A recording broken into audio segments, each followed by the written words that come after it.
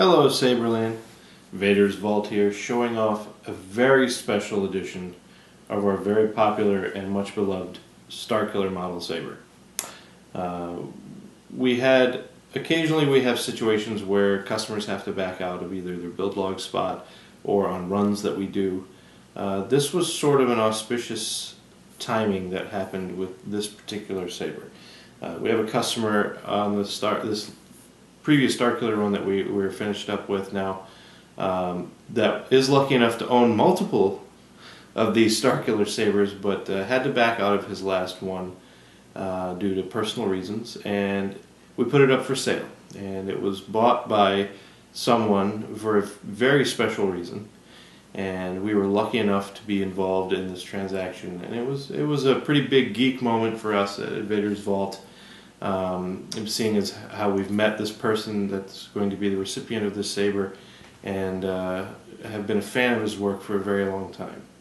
This saber is going to none other than the real Starkiller himself, Mr. Sam Whitworth. And after meeting him at Celebration 6 and just learning what an awesome, down-to-earth, just genuinely nice guy he was, and being that we've always been fans of his work, whether it was from Smallville to Battlestar to Galactica to his work as Starkiller, we were just extremely thrilled to get the email from one of his good friends. He's very lucky to have put together, this purchase for him, and wanted it to be totally different from other Starkillers that we've done. As you notice, it's extremely heavily weathered. It is actually the only Starkiller we've ever done with this level of weathering to it. I think we've got probably 60 plus total Vader's Vault Starkillers out in the wild. Some of them were heavily weathered, some of them were clean, some of them were medium or lightly weathered. This one has been affectionately dubbed the Raxus Relic, being that it looks like it was left behind on Raxus Prime and forgotten about, and then went and retrieved and reused again. So it's got actual real rust on it, along with all the other dirt and grime that you'd expect to see from a tool that's been left alone, neglected, and abused, and generally in a sad state. However, everything is perfectly fine and functional. All the weathering you see is cosmetic, although it was personally hard for me to put real rust on one of my babies. I am thrilled with the result that came out. We did some other modifications to this particular Starkiller that I think we've only done once or twice before, and I'll get to those in a second. But for those of you not familiar with the Vader's Vault Starkiller, really it's the saber that sort of brought us into this industry. Big fan of the game. I wanted this saber so bad, and nobody was really doing it. And the one that was actually commercially available at the time was just not up to my particular standards. So I had to make one, and I had to learn what would go into it to make one. So that sort of was the catalyst that brought us full force into the saber industry. So that's why this particular model of saber is very special for us. I've always loved it. I will always love it. It's one of my favorite all-time hilts. It combines the nostalgia of the original trilogy movie hilts, but with a new flair. It brought to life exposed crystal chambers. It just brought to light many things in the Star Wars universe that were either only seen in conceptual books or comics or that kind of thing. So it was really a groundbreaking saber, and to this day is one of the most popular hilts. I think it's definitely one we get the most requests for. We took the development of this saber very seriously.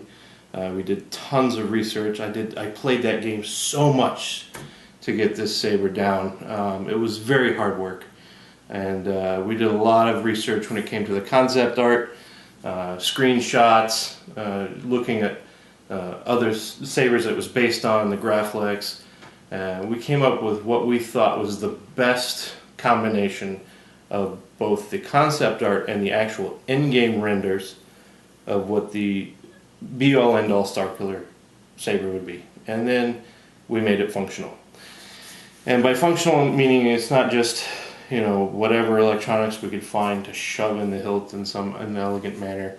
No, we actually took the time to have the interior precision design to hold the best electronics that the industry has to offer, with also having the biggest battery pack we could shove in there to power it and have it still be easily accessible and just be extremely user-friendly. One of the challenges in all of that is that you will notice that the prominent feature of the Starkiller saber is this huge cutaway right there of about 2 inches that is nothing but an exposed crystal chamber. So that takes up a ton of real estate that would normally be used on the interior of a saber for a comfortable install of electronics.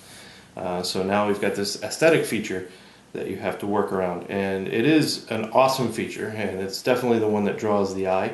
So it has to look good. So you have to have, you know, a nice crystal that lights up, and you have to have the greeblies that make it look like, oh, that crystal's actually doing something. So we had to get that right. And to do that, we had to have precision CNC machining. And we did that none other through the Orbital Machining, who is basically a machining god, and that's who we usually go through when we need CNC work done. And he came through in spades with the engineering, design, and manufacturing of this hilt for us. And everything just came together. Of course, on the inside, we're running none other than the Plector Labs electronics package, and in the latest Starkiller run, it's running the Plector Labs Crystal Focus version 6 with the color extender, allowing you to finally have a Starkiller saber that changes colors the way you could in the game. So on board, the micro SD card of the hilt is 6 custom designed fonts. Each one of those fonts was painstakingly crafted from both the TFU 1 and 2 games. And not only that, but the boot package was also taken from both of those games and custom designed and put together for this particular saber. That's really been the only saber run that's ever had that done for it, that level of you know, craftsmanship all the way down to the sound fonts. But on each one of those 6 sound fonts is a different blade color. And probably the 6 most common colors from the game. I think there was 1 or 2 others that one is just totally impossible and the other one is just not very popular. So we have the 6 main colors we have chosen for this saber: purple, red, blue, green, yellow, and orange. And the crystal, being that it also lights up, also changes color with the main blade, corresponding with the font that you choose. This saber only comes apart in one place, at the rear grip. The rear grip unscrews to have access to the soundboard, SD card, and the Rice port plug. If you're unfamiliar with the Rice application, it is a real-time internal configuration editor that was made by Plector Labs to give the user absolute control over the saber in real time. What that does allows you to plug in a cable from the saber to your computer, and we actually have a Starkiller video demoing this. You can check our video log and click on that video. But you can plug the saber into your computer and watch real time and listen real time to any of the changes that you make to the saber before you click save, and you can get and tailor your saber exactly to your needs and desires. And that's exactly what we wanted for the Starkiller originally, and we're so happy and thrilled that we were able to do it for this second run. And by doing so, you're able to real-time change your blade color to any particular shade that you want, as well as your flash shade. Just unscrew the grip here, slide it off nice and carefully there, and you'll see the chassis. And that chassis holds the Crystal Focus soundboard with the color extender and the lithium-ion 17500 size battery pack. Tucked into the side here is that Rice port I was just telling you about. You just pop it out to the side, plug your cable in, and start having fun editing. When you're done, you just sort of tuck it back into the side there. on the inside of this saber, there isn't a whole lot of other room on the outside for blingy lights, and there wasn't really anything showing that in the game other than the exposed crystal chamber. But everybody who is familiar with the crystal focus knows that it can handle tons of bling. So we didn't want to let that go untouched in this saber, so we actually soldered on the 7 very tiny flea-sized SMD LEDs to the board itself, so that you still have some bar graph action on the inside of the saber, as well as your power level indicator for battery power. So when I get the saber powered on, I will actually remove that grip again and show you guys that awesome bar graph.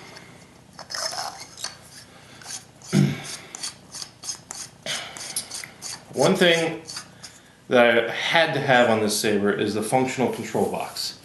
There's one thing I hate about saber design is greeblies that don't do anything. The control box is one of those things. If I see a control box on a saber, it better function as something other than a place to make your hand uncomfortable. So on this saber, I wanted it to house not only the activation and auxiliary buttons, which you can see up here with those machined hats, but I also wanted it to house the recharge port, which is indicated by the plastic kill plug that you see sticking out of the side. It actually has an Imperial cog embossed on the face. But it is a 1.3mm recharge port, so it's very small, but it allows it to fit in that control box. So the control box is fully functional. Remove the kill key. Let the Force be your guide. And of course, General Coda there, announcing the font. Each font has a corresponding boot, especially if it's a character themed font. It will have usually quotes from that character or multiple quotes from that character and associated characters. All thanks to Nightstorm, one of our great authors on saberfont.com. Put this package together for us. Very talented guy there, and all the fonts are amazing and the boots are amazing.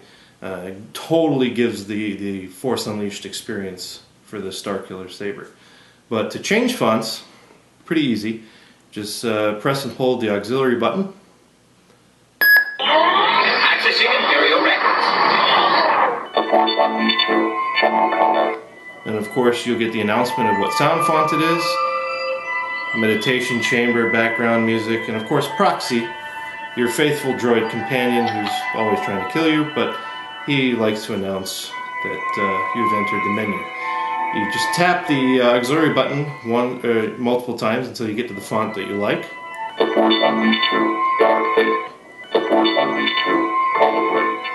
Proxy, give me the target. Of course, this is the main font. This is the Force Unleashed, main saber font from the game. Press and hold to select. The dark side is your ally. And you'll get the boot sound for the font. And then the main activation switch is up here at the forward, and you can press that. And of course, you see that nice crystal lights up there. This font is actually set for purple, so crystal and the blade is set to our signature shade of oppression stopping, purplicious purple, very popular color. And I will remove the grip so you guys can actually see the lighting that I promised you earlier. And there it is going through an idle sequence, and there are different sequences that you can edit. An idle sequence, a ignition sequence, and a lockup sequence. And as you can see, when you turn the saber on, it goes into a different sequence than the idle. And all of these things are totally adjustable via the RICE program or directly through the SD card. Slide that back on right there. So, very special edition of our most revered and cherished saber model from Vader's Vault. Made for a very special person, none other than the Starkiller himself, Mr. Sam Witwer.